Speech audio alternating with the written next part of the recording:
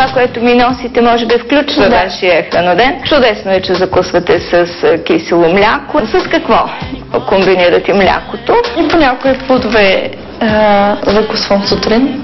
Това е чудесно, че има нещо въглехидратно за закуската ви. По мое виждане, това е картоф с захар. На обяд предпочитам бърза храна. Би трябвало да направите да си купите сандвич с пълнозърнен хляб, да има някакви зеленчуци и заобщо да е по-добре конструиран. За десерт харесвам да ям шоколад. 100 грама млечен шоколад съдържат около 550 калории и в никакъв случай 100 грама шоколад наведнъж не е добре да се изяде.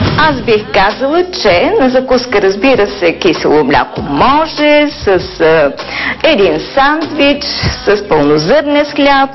Защо не някои от другите дни овесени ядки с няколко лъжици кисело мляко и с един плод.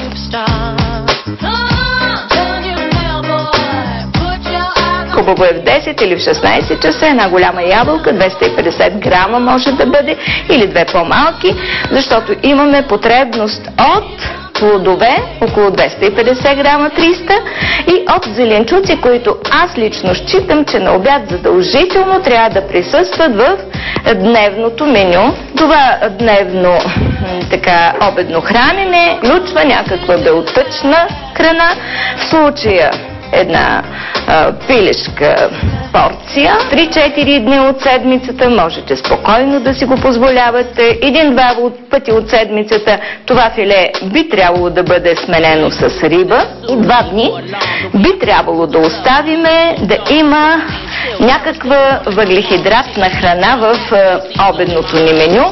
В случая това е един кафяв неолющен ориз.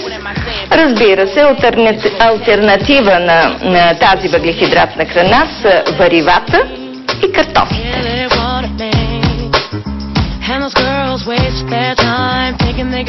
Вечерята обикновено е по-ниско енергийна, тъй като нощем между 2 и 3 часа ние сме в най-висока активност на синтезиране на мазнините в нашето тяло и всички въглехидрати, ако приемеме такива на вечеря, било то зърнени храни, картофи, пици, тестени изделия, бихме ги превърнали в тъканни мазнини. Вечерята ще направим на базата на много зеленчуци с някаква лека белтъчна компонента. Аз като българка често казвам на вечеря един мишмаш.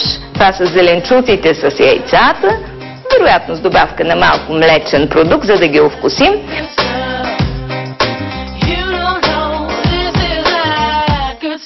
С този хранителен режим вие ще бъдете на същото тегло, само че ще бъдете много по-биотонизирана и предлагам с прекрасен тоалет да се появите на сцената на модерно.